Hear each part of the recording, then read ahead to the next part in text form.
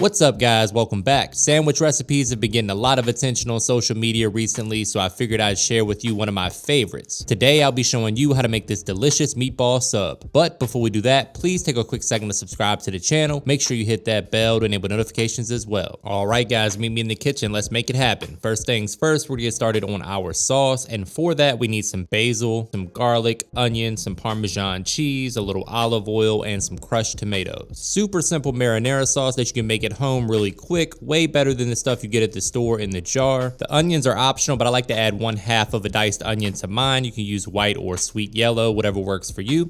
We're just gonna dice it up nice and fine. It's gonna cook down and reduce quite a bit in the sauce, so don't be too anal about it. We're gonna use our knife, rock back and forth until we have a nice fine dice on the onion. Next, we're gonna do the same thing with the garlic. We're gonna smash, peel, and dice the garlic. You could also use a garlic press or use the minced garlic if you have that in the jar in the fridge. Fresh is best for a sauce like this, but use whatever you have on hand. Today I'm going with 3 or 4 fresh cloves of garlic, but you can adjust this based on how much you want the garlic flavor to be present in the sauce. Just dice it up nice and fine. It'll cook down and reduce in the sauce here in a moment. And once we have the onion and garlic prep, we can set that aside, and now it's time to move on to our fresh herbs that we're gonna roll up. One day I'll be mature enough to pass on that joke, but today is not that day. So what you wanna do with your basil is roll it nice and tight and then slice it thin like you see right here. That's the best way to do it, or just break it up with your hands. Either way, I want to add some fresh basil to the party because it's going to add tons of flavor to the sauce. Speaking of the sauce, it's time to get the party started. In the skillet over medium heat, we're going to warm some olive oil.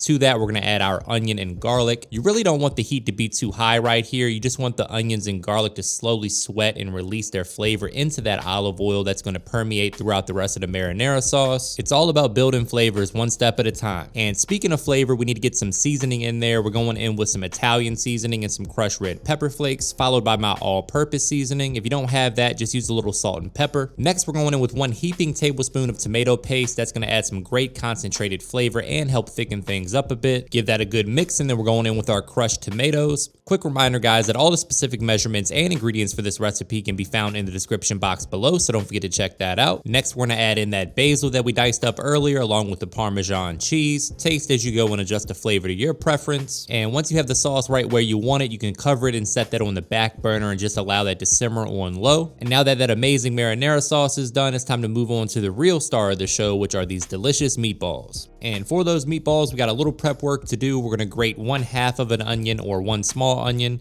and then we're going to dice up some parsley as well. Personally, this is my go-to method for adding onions to my meatball mixture. I like this because you don't get the big chunks of onion in the meatballs, but you still get the flavor. Next, we're going to dice up some parsley nice and fine, about 1/4 cup or so, and set that aside. And now in a medium-sized mixing bowl, we're gonna add 1 pound of ground beef. I like to use 80/20, and 1 pound of pork sausage. Now I know the pork patrol is lurking in the comments, so before you ask, yes, you can leave out the pork and just use all beef for this recipe. You could even use chicken or turkey, whatever floats your boat. Now before we get to adding additional ingredients, I like to first get in there with my hands and mix the 2 meats together. Then we're going in with 1 box of Boursin garlic and herb cheese. You guys already know how I feel about that stuff. It's absolutely gold. Definitely give it a try if you see it at the grocery store. Followed by the onions that we grated earlier, and of course that parsley, 2 tablespoons of sour cream, and 1 to 2 tablespoons of garlic paste. Then we're going in with some freshly grated parmesan cheese. Quick reminder guys that all the specific measurements and ingredients are listed for you below, so don't forget to check that out. A little Italian seasoning, and of course my AP seasoning, which is basically a blend of salt, pepper, garlic, and onion powder. If you haven't tried that yet, you can get that via the link in the description box as well. Last but not least, we're gonna add a little heat to the party by going in with some crushed red pepper flakes. Those are optional, and then we're going in with 2 beaten eggs. Now you wanna get in there with your hands and fold all those amazing ingredients together. I promise you these are gonna be the best meatballs you've ever had. You guys gotta trust me on this one. Now we're going in with some Italian breadcrumbs. You can use whatever breadcrumbs you like. I usually use Italian or Parmesan flavor. Doesn't really matter. Fold them in a little bit at a time until your meatball takes a nice shape like you see right here. It's a good idea to pop this in the refrigerator for at least 30 minutes or so to allow everything to kind of come together. That way your meatballs hold together a little bit better.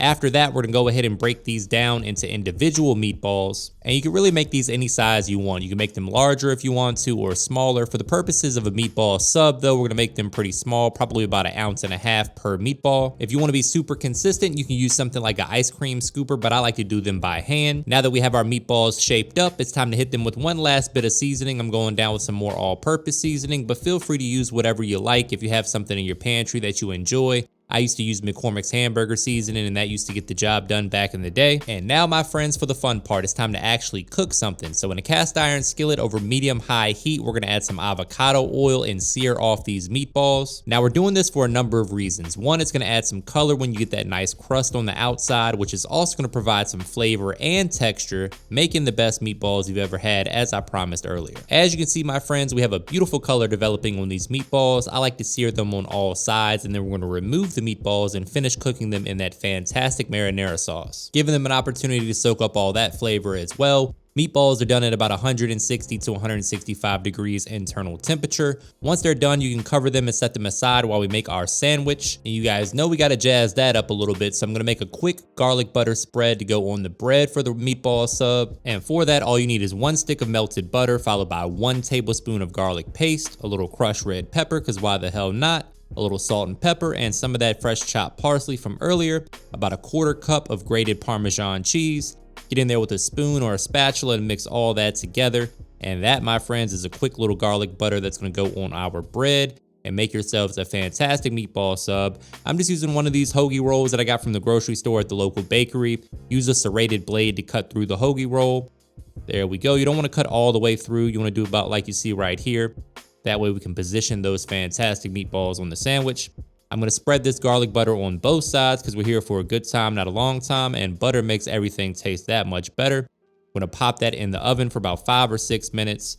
Our meatballs are done. They're looking fantastic. These things freeze really well, so this is a great meal prep option also. You can vacuum seal them, pop them in the freezer, or you can freeze them individually. You can do the sauce separate, whatever you wanna do. All of this stuff reheats really well. So great recipe for meal prep. We're going down first and foremost with a layer of that marinara sauce, followed by those fantastic meatballs. I'm gonna fit about 4 or 5 on here, but it really depends on the bread and how hungry you're feeling. There we go. We got them nestled in there, and then I'm going down with some mozzarella cheese. Feel free to use whatever cheese you want, but mozzarella is pretty traditional with a meatball sub. We're gonna pop that under the broiler until the cheese melts beautifully like you see right here. And now we're gonna take things up another level with some freshly grated Parmesan cheese or Pecorino Romano, whatever floats your boat. Let me know in the comments what your favorite sandwich is. This has to be in the top 3. We're gonna go ahead and plate this up and get ourselves a money shot and a taste test, because I'm getting hungry. I can't wait to dig in. Going down with some more of that fresh chopped basil, maybe a little parsley if you're feeling frisky. Brace yourself for a trademark money shot. Look at that cheese pull. Here comes the cross section, my friends, and this is a sandwich for the books right here. Oh man, say it with me, guys, looking good. Going in for the taste test, here is the moment of truth. I can't wait for you guys to try this one. This recipe is absolutely money, guys. Let me know what you think in the comments. That is my recipe for meatballs and a meatball sub. Give your boy a thumbs up, hit that subscribe button and the bell to enable notifications, and as always, thank you for your support.